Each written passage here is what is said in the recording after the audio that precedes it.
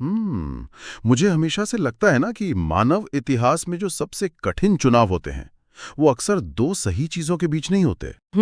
बिल्कुल। मतलब असली परीक्षा तो तब होती है जब एक तरफ आपका खून का रिश्ता हो, अपनों की वफादारी हो, और दूसरी तरफ हो न्याय और सत्य। सही कहा। ये बहुत ही भारी द्वंद्व है ना?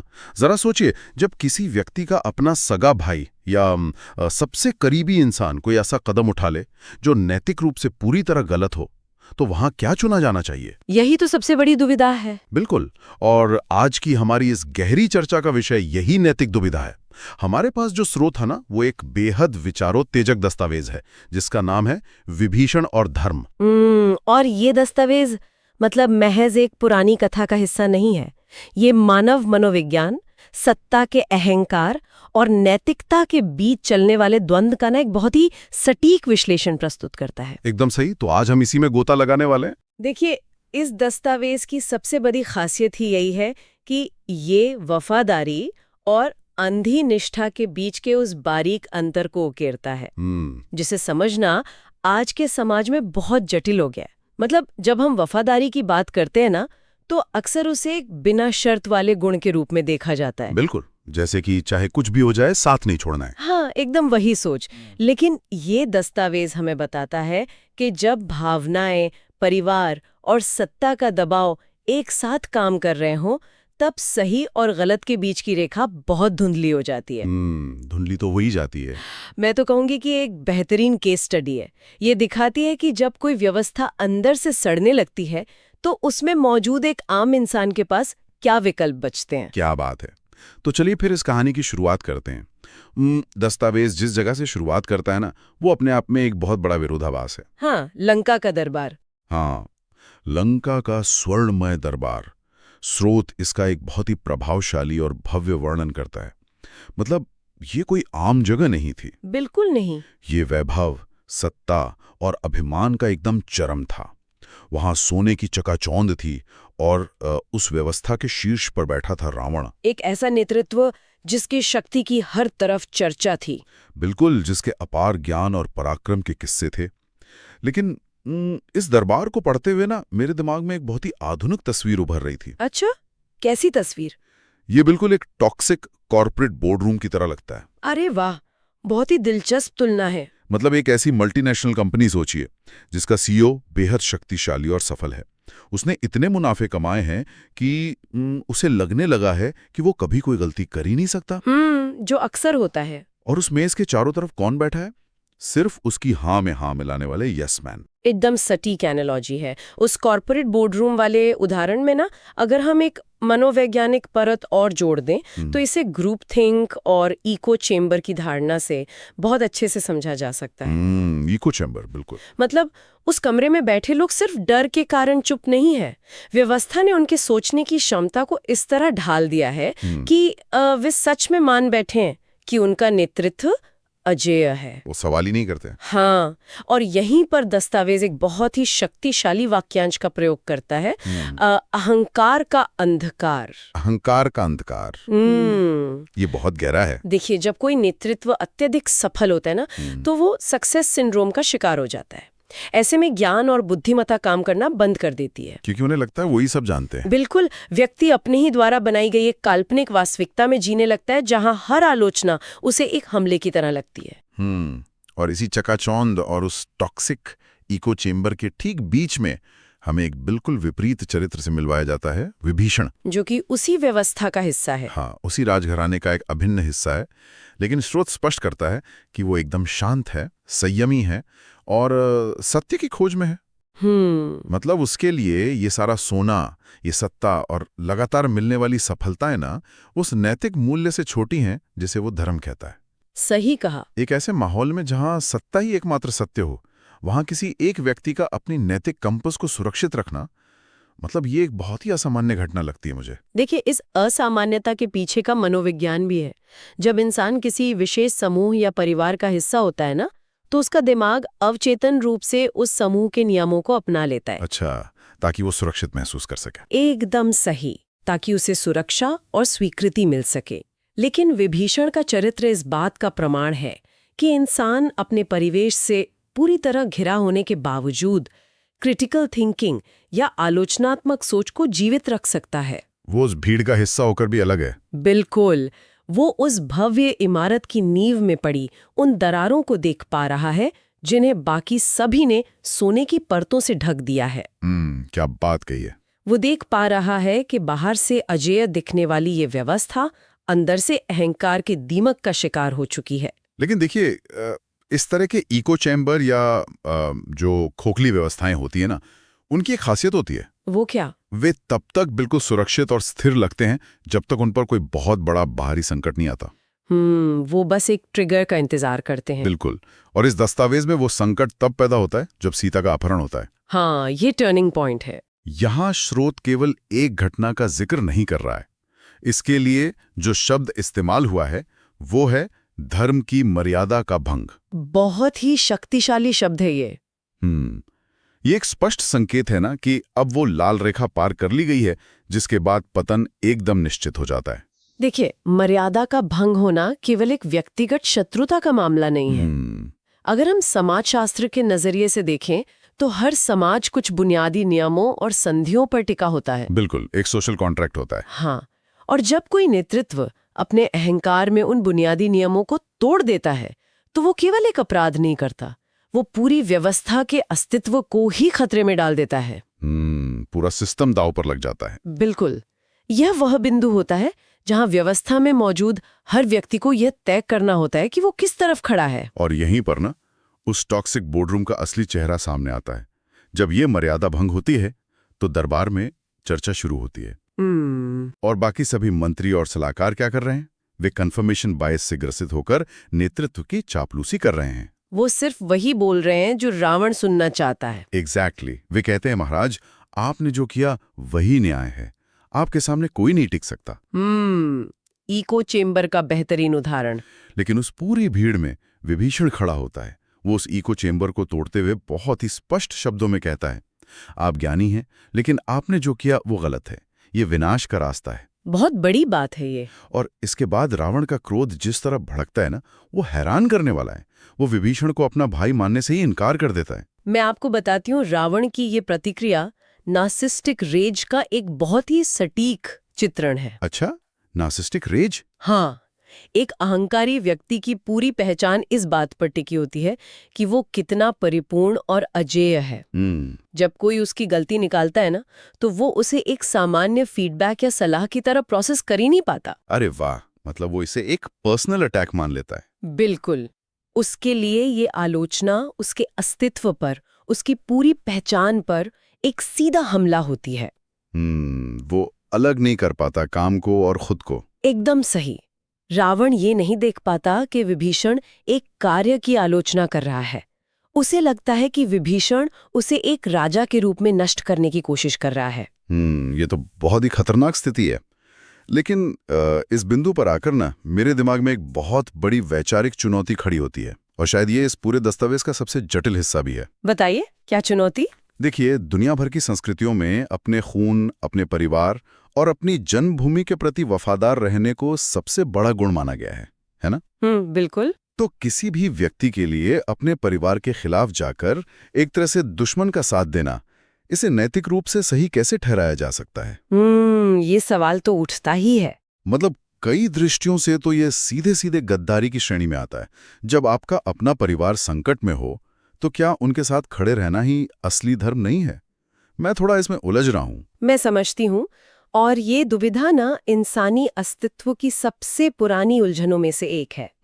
जीव विज्ञान और विकासवाद भी हमें यही सिखाता है कि अपने कबीले या अपने समूह की रक्षा करना ही सर्वाइवल का पहला नियम है। बिल्कुल, सर्वाइवल ऑफ द फिटेस्ट और ट्राइबल इंस्टिंक्ट। हाँ, लेकिन दस्तावेज यहाँ अंधी वफादारी और शाश्वत धर्म के बीच एक स्पष्ट विभाजन रेखा खींचता है। विभीषण एक बहुत ही गहरी बात कहता है, मैं आपको सिखा नहीं रहा, मैं आपको बचाने का प्रयास कर रहा हूँ। मतलब वो अभी भी केयर करता है। बिल्कुल। सच्चा प्रेम या सच्ची वफादारी किसी व्यक्ति को उसके आत्मविनाश के रास्ते पर धकेलना नहीं है। सही कहा। जब परिवार का कोई सदस्य ऐसा कृत्य कर रहा हो जो मानवता या बुनियादी न्याय के खिलाफ हो, तो उसका साथ देना प्रेम नहीं है, वो तो अपराध में सह अपराधी बनना है। गलत का विरोध करना ही उस समय की सबसे बड़ी भलाई बन जाता है। साथ देना प्रेम नहीं, सह अपराधी बनना है। ये विचार तो उस पूरी धारणा को ही पलट देता है जैसे हम बचपन से सीखते आए हैं। बिल्कुल पलट देता है। लेकिन जब विभीषण का ये प्रयास विफल हो जाता है, जब उसे समझ आ जाता है कि ये इको चेंबर अब सत्य को स्वीकार करेगा ही नहीं, तब उसे वो फैसला लेना पड़ता है जिसे दस्तावेज उसके जीवन का सबसे कठिन क्षण बताता है। लंका छोड़ने का फैसला। हाँ, एक तरफ जन्मभूमि, परिवार और वो सारी सत्ता है, और दूसरी तरफ सत्य का एक बिल्कुल अनजाना रास्ता।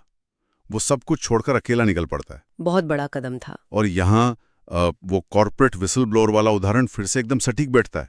मतलब जब कोई विसल ब्लोअर अपनी ही कंपनी के भ्रष्टाचार को उजागर करके बाहर निकलता है ना, तो उसके लिए दुनिया रातों रात बदल जाती है।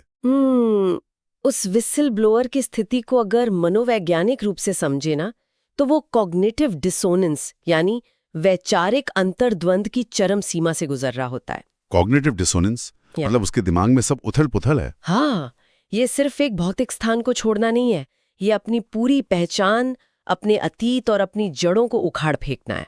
बहुत डरावना होता होगा ये। सोचिए, जो लोग कल तक उसके दोस्त थे, वे अब उसे गद्दार मानते हैं।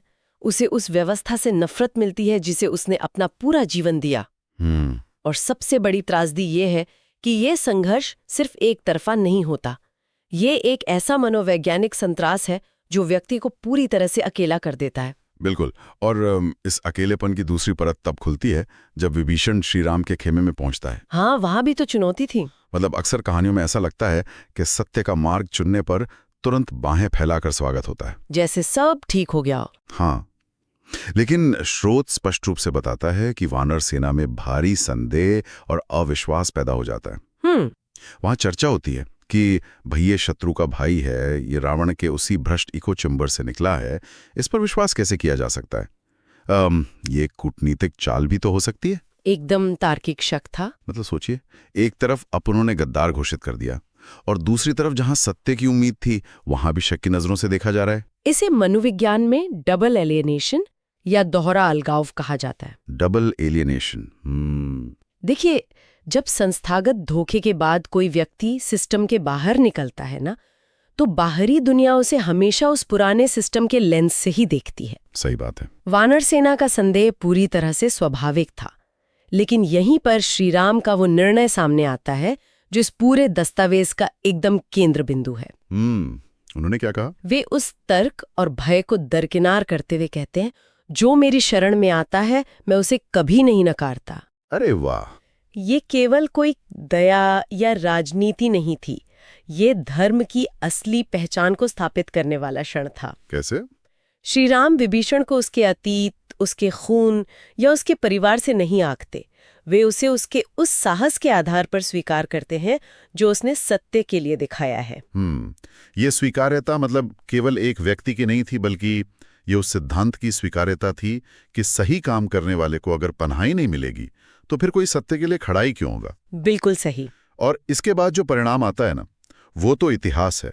युद्ध होता है और रावण का वो अहंकार, वो स्वर्णमय लंका जो बाहर से इतनी अजय दिखती थी, वो ताश के पत्तों की तरह ढह जाती है।